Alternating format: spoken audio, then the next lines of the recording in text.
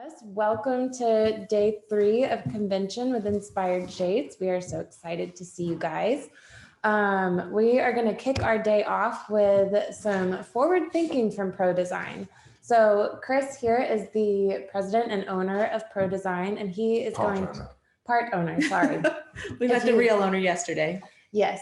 My wife. And anyway, he's going to give us just a look ahead into the future of Pro Design, some of the things that we're working on, some of the things we hope to bring to you guys just to make your experience working with us even better going forward into the rest of this year in 2022. So, Chris, take it away. Thank you very much. I'm just enjoying my morning coffee. We're close to downtown Cleveland here in a really cool house, which you're going to see a bit more of later on as we show you product. But this area is kind of gentrifying, so there's some really cool. Yes, the code. Some really cool coffee shops around here.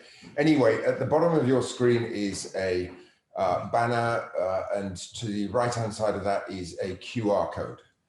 And we would love you to scan that using the phone on your the camera on your phone rather, and that will take you to a form where you can fill in what we would really like, or what you would really like to tell us that we could do better or we should be doing. Ideas for the future, ideas for products, whatever. And for the best ones that we get, we have a drawing, and yes, the top prize is a $500 credit. And then we have... This story keeps getting better. The more we say it, we're just giving everything away now. $300 credits? That's correct. And three $100 credits. So go ahead and give us suggestions. And that's a little bit about, it's about how we started with you and who we are.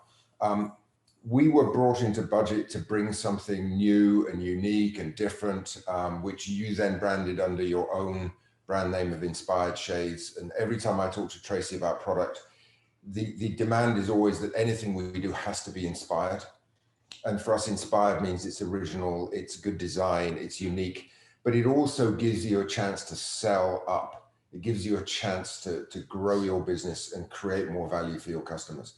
And I wanted to talk a little bit about where we're going in the next year, because one of the things we get asked, and I alluded to this on one of the videos, is, so we came in as a small company, and I think we had a reputation as having a sort of personal touch and being caring and friendly, and that's really, really important to us. But how do you keep that going when you grow big? And so one of the things that we've worked really hard on is precisely that. And I think I said in that video that in January 2019 we had orders for 5,000 shades. In January 2020 it was 10,000 shades. And January this year, so last month, it was 31,000 shades. So we've grown sixfold, which is thanks to you. So we really appreciate that. But I think we've been able to keep a lot of that personal touch with you guys. And, I draw some conclusions from 2020, which was obviously a crazy year in all sorts of ways, but crazy for us because it was such high growth. But we drew some conclusions about things that we'd done well and things that we hadn't done well. And the things that we hadn't done well are teaching us what we should be doing in the future.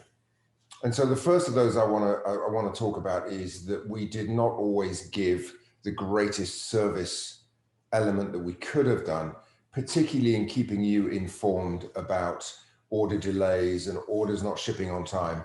As our factories got inundated with orders and were struggling to keep up, it became very difficult for them to communicate to us which orders are going to be delayed and, when is my order going to ship? And we felt that we really did not do a good job, or as good a job as we should have done throughout the second half of last year and into beginning of this year with that job. So we made a decision as a result of that, because we knew that having that information up front for you is a critical part of the service that you offer to your customers. If you can't tell your customers when you're going to install or where the shades are, that's a big problem for you. So we couldn't allow that to stand. And so one of the things we're doing now is we are reorganizing and restructuring our business. And Lauren, who as our customer service manager, is actually moving into an operational role. And she will be responsible for precisely that, taking care of those operational issues that make sure that you get advance warning about potential delays to your product if that is actually going to happen. So Lauren is going to be completely in control of our order processing, our passing the orders to the factories, the receipt of information back from the factories, and making sure that you're all updated. Side note on Lauren, she'll be here tonight for happy hour if you guys haven't had a chance to meet her. So definitely stop back by tonight and say hi.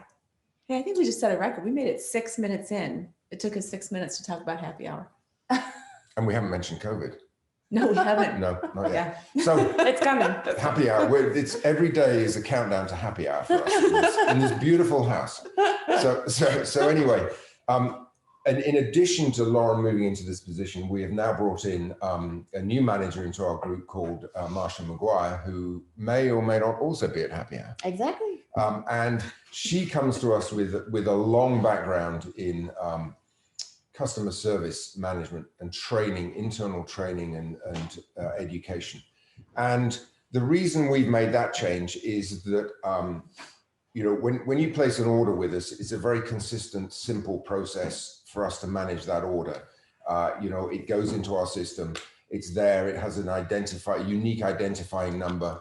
We send it to the factory. We get the information back. It's like a closed loop system, which is easy for us to measure and easy for us to manage.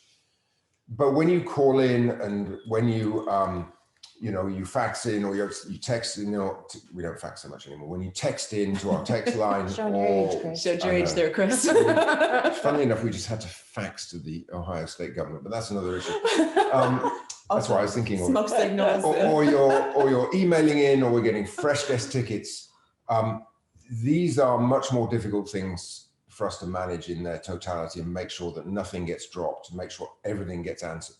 And so we brought Marsha in to help us build the same systems and the same efficiency in dealing with all of your inquiries and all of your questions as we do when we're processing orders. So these are also processes that can be managed and they can be measured and they can be documented.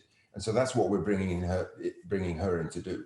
It's to help us continue to keep that caring personal relationship, but underpinning that has to be a series of really good, strong processes that allow us to really manage our customer service well and meet your expectations. I'll come back to that in a minute because I had two other things that I wanted to say that did not go so well last year. And they both related to products where our supply chain, frankly, wasn't good enough. And they're both smaller products for us. And so I think with the growth that was going on and the focus on trying to maintain and manage that growth, we did not pay the due care and attention to these products that we should have done. The first is in our woven wood product category is the folding doors, which has been a low volume product for us. And frankly, was a low volume product for our assembler Universal down in Orlando. So it was something where they couldn't really dedicate staff to it all the time. And so it kind of fell between the cracks for them and for us. And we did not do a good job with it.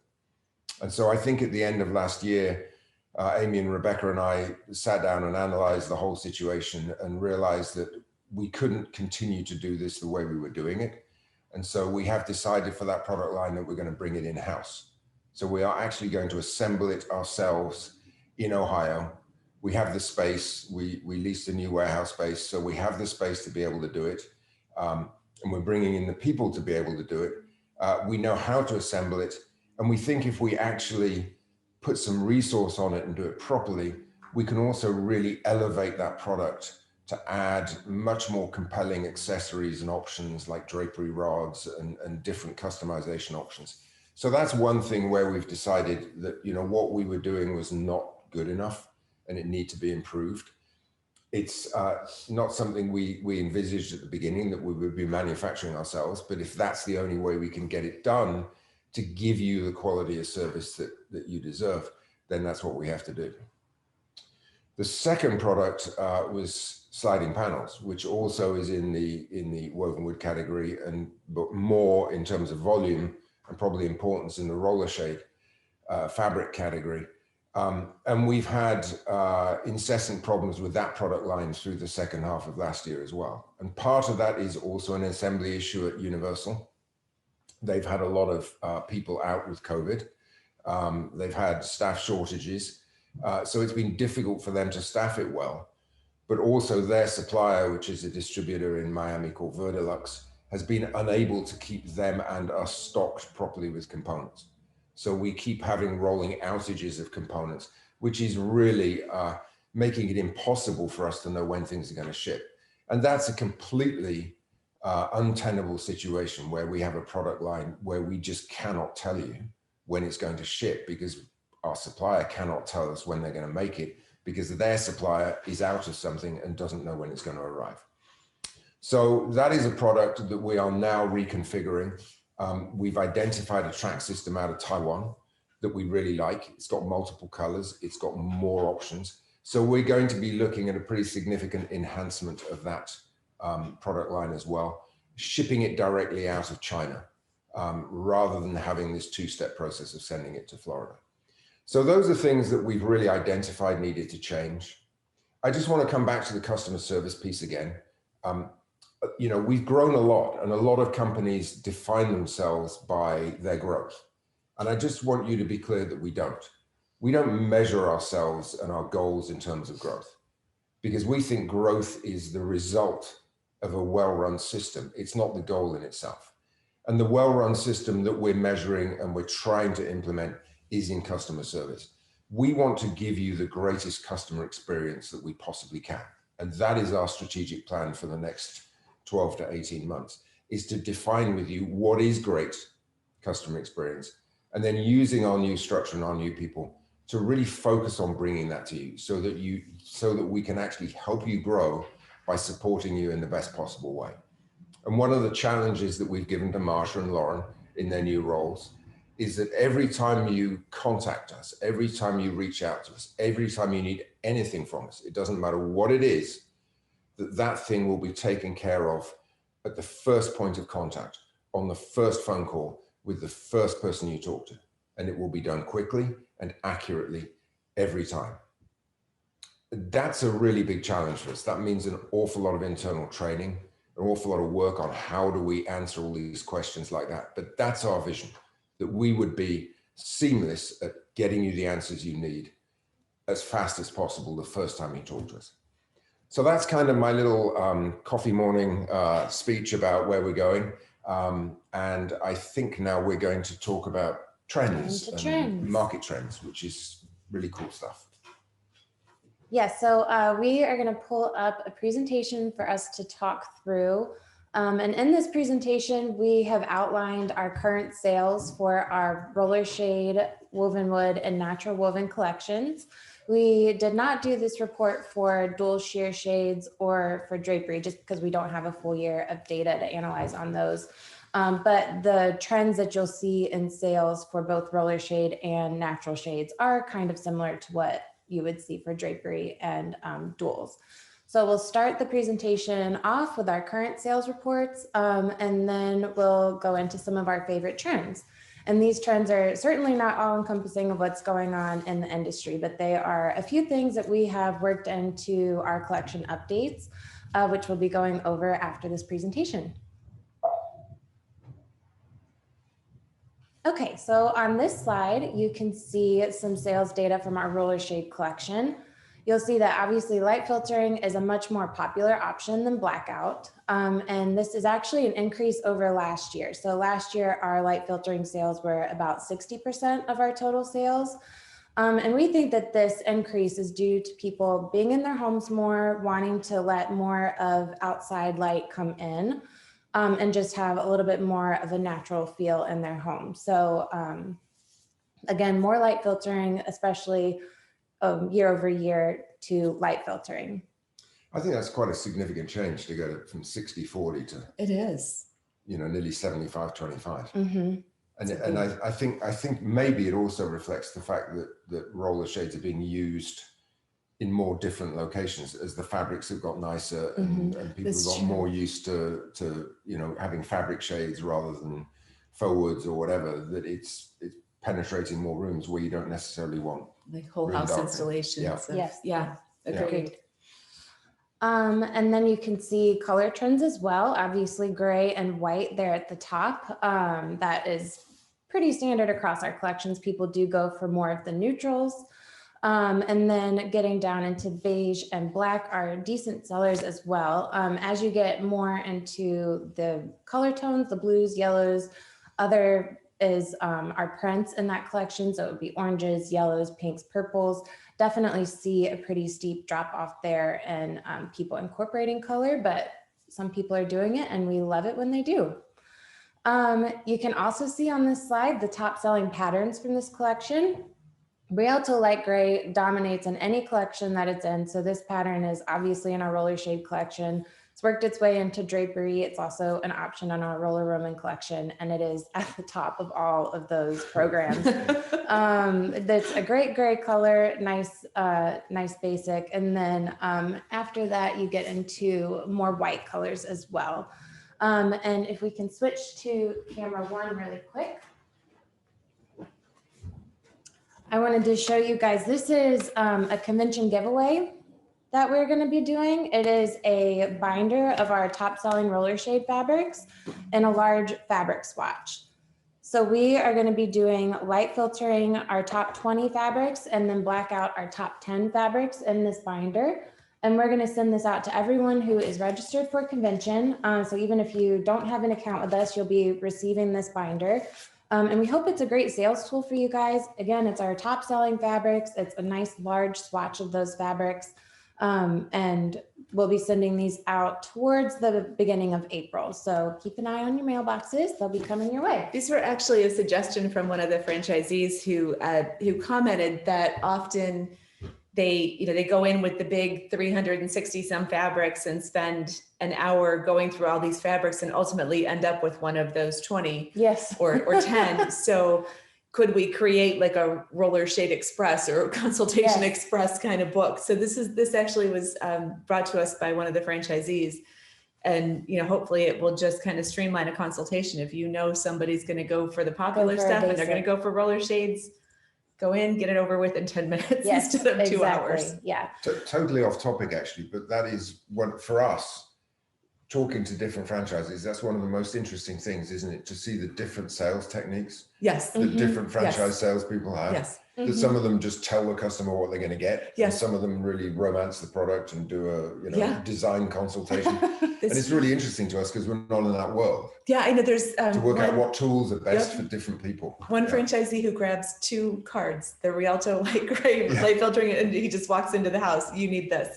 But I tell the story sometimes in my trainings that I was on a actual sales visit with one of the franchisees in a home that lasted for 3 hours because they couldn't, the 2 buyers couldn't come down to which gray. And it was, what were the 2 gray options? It was Calabria Cool Gray and Rialto Light Gray, but it's, started out with 8 and then they would narrow it down and 2.5 hours in, we're still sitting there.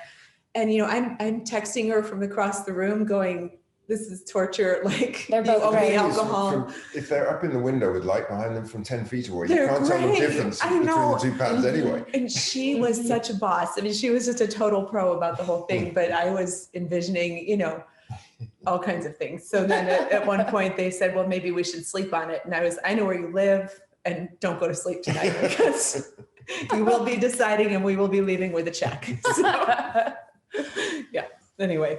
Sorry, where were we? I think that we were talking about how Amy maybe shouldn't do a home consultation. Yeah, maybe Amy should not be in your job. That's what we were talking about. Yeah. Do not take Amy on it. Don't do that. Yeah. So the next slide we're going to look at is from our woven wood and natural woven collection. We did combine the sales data for these 2 collections just because they are really similar in shade type. You've got some different textures in there, which we will touch on next. But the numbers that you see here do reflect both of those collections combined.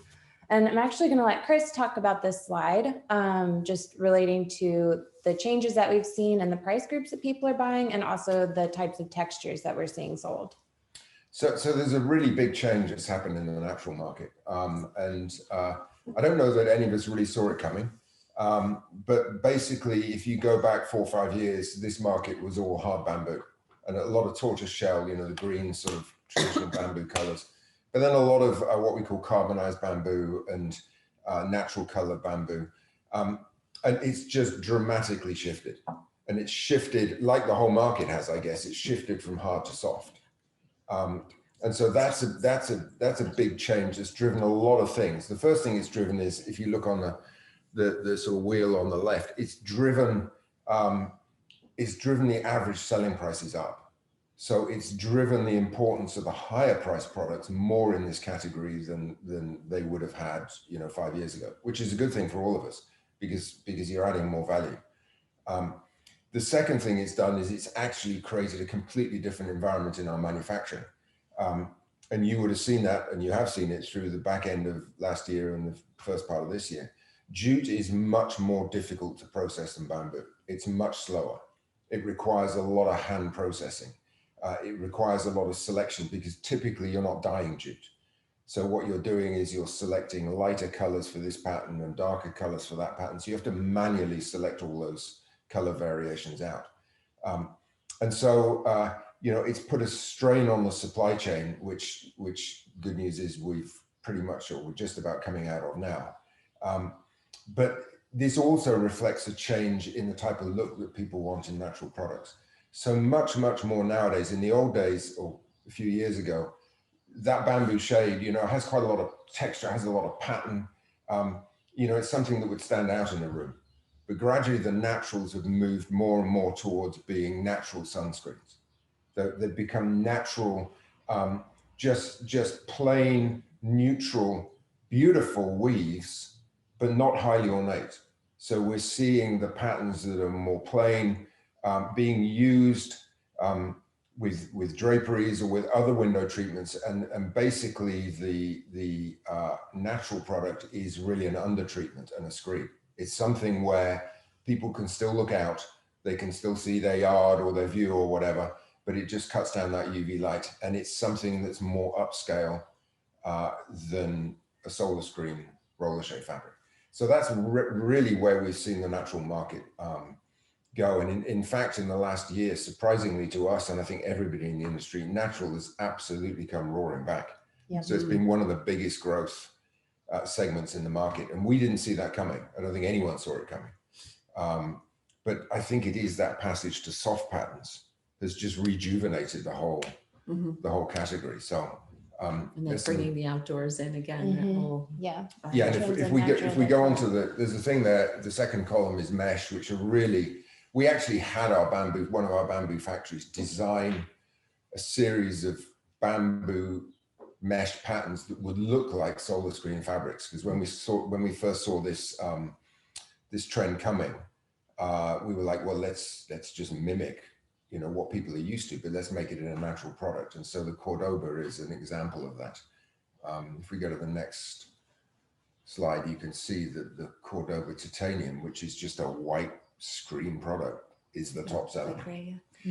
Natural as well has gone, I mean, we do well with grays, but it's gone heavily towards white as well. And people are really wanting bright white. So when we get onto our new natural roller shade range, we'll look at that a little bit because we can get brighter whites in that than we can in a jute or a bamboo.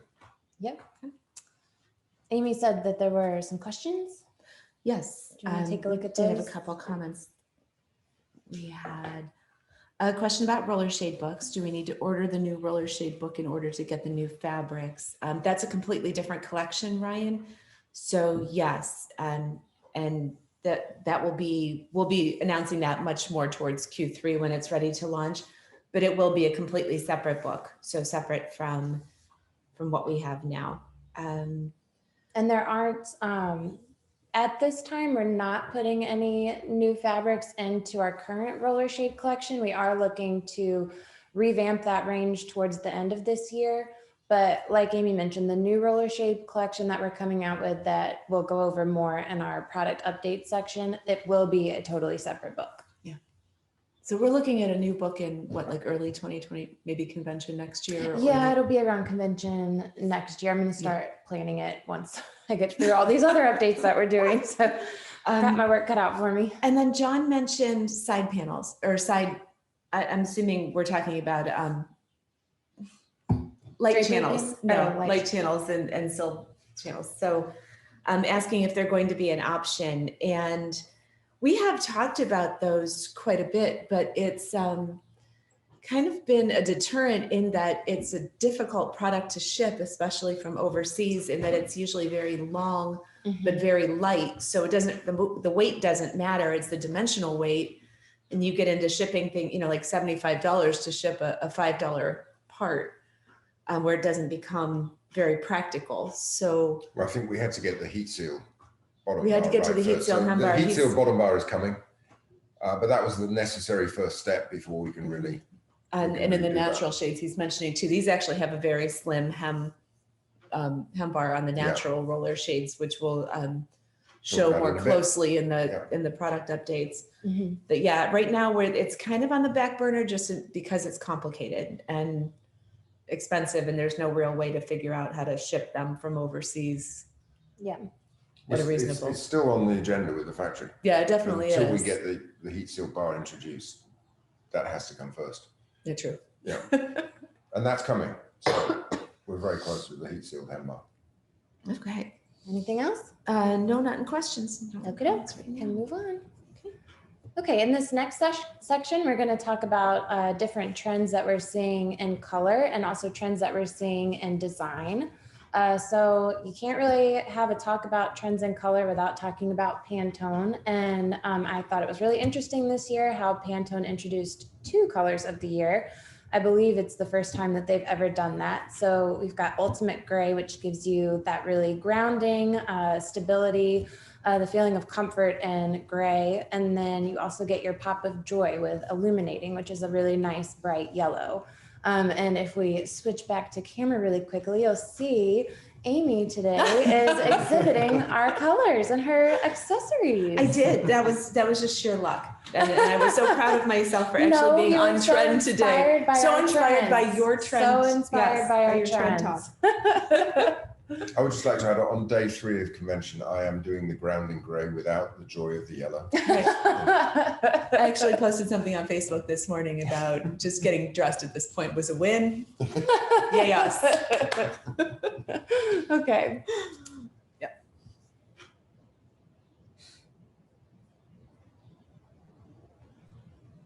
Okay, another trend that we're seeing in color, which we are incorporating into our collections, is a trend towards comforting neutrals. So obviously gray and white are both still really popular colors, but something that we've noticed is people are going a little bit warmer in those colors. So instead of doing the super cool gray tones, people are going more for a warmer gray, doing what we call the driftwood color. So you'll remember last year we introduced several new patterns into our roller shade collection, like Rialto Driftwood and Calabria Driftwood. Both of those showed that warmer gray tone, and they've proven to be really popular.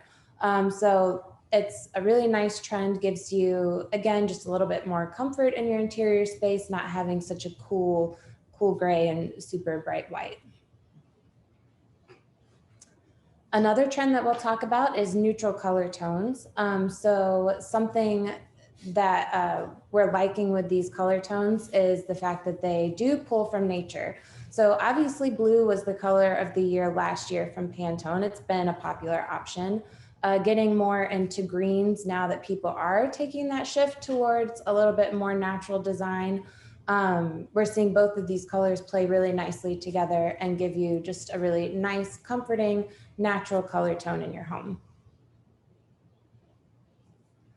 Okay, the last color trend that we'll go over is warm pops. This one I just really kind of liked, so I tossed it in there, but you can add warm pops to your home by using pinks, reds, yellows. You'll see whenever we switch to our camera and show you some of our new products, we've incorporated some warm pops into our space as well.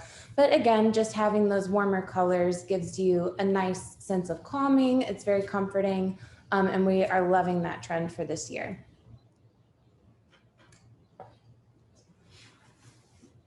Okay, and in this last section, we will talk about trends in design. So these are some things that we are incorporating into our collections. And this first trend we've already kind of talked about a little bit is bringing the outdoors in.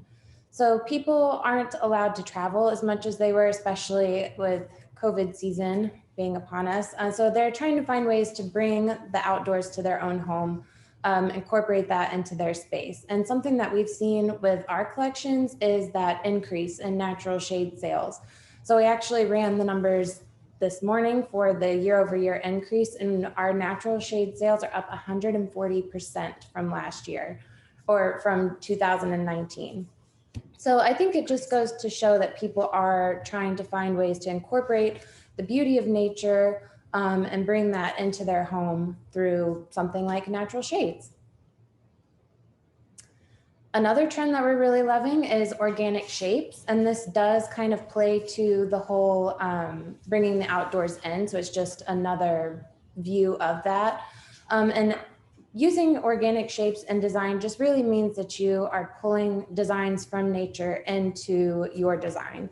So something that we're doing to bring that into our collections is coming out with a new range of prints. You'll actually see a few swatch scans on this screen that shows some of the prints that we're adding, but they're just really nice, leafy, florally textures, as well as some hand-drawn patterns. And that's something that I am really loving, and I think you guys are gonna love the prints as well. Okay, and this is kind of the complete opposite of those two trends that we were talking about, contemporary Art Deco.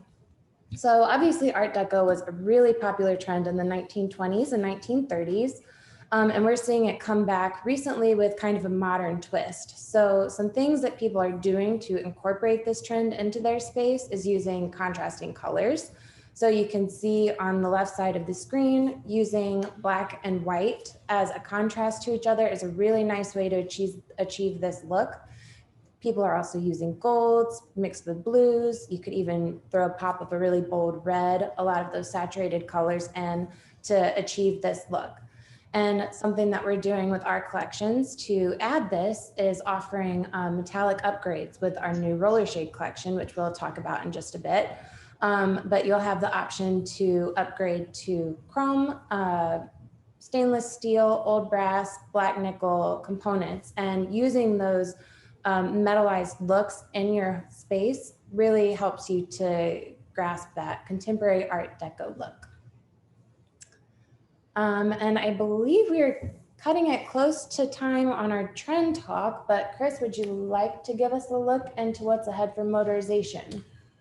I'd certainly like to talk a little bit about what's ahead for motorization, yeah, quickly, because you know, we introduced our current generations of motors, the lithium-ion rechargeable motor for the one motor and the remote motor back in 2016 now, and we've had a couple of iterations of that in terms of, you know, modest improvements and enhancements, and we've added the hub so you get that connectivity, but we are really interested in talking and in learning from you. What are the unmet needs in motorization that you are hearing from your customers, or you're seeing when you're out there actually selling motorized shades? Because I think, you know, we've pushed the price point to a certain level, and I think it's gaining a lot of market traction now. So a very high percentage of shades that we sell actually to you guys have motorization on them. But as I talk to our motor supplier, Duya, as I talk to them about what's coming in 2021, 2022, they're asking me, you know, what things do you want to see in the market? What is missing? So what would you want to see on the Inspired Shades motorization range? So I know that's kind of a broad, open-ended question. We know there are some technology changes coming, which we can go into some other time. But we're just really interested to know, what is the functionality? You know, what are the price points? What is it that could enhance the motorization range so that we can talk to the manufacturer and work out, you know, what is possible and what can be done with that? So that's just a general question to everybody. I do see that some of the people on here are people who are very familiar with motorization. Yeah. So, we really want to hear from you if there's things that will make a motorization sale easier for you, or a better part of your conversation, whether it be price or it be functionality. We would love to hear what that is, so that we kind of know where to take these next programs. Yeah. So things like, we've heard in the past, people want quieter motors. They want motors that Synchronicity. synchronize better. Uh-huh. This is what we want to hear, because these things are achievable. Control 4, Z-Wave. We technology. we just need to understand what is it that we want to be pushing the motor manufacturer to focus on. So Yep.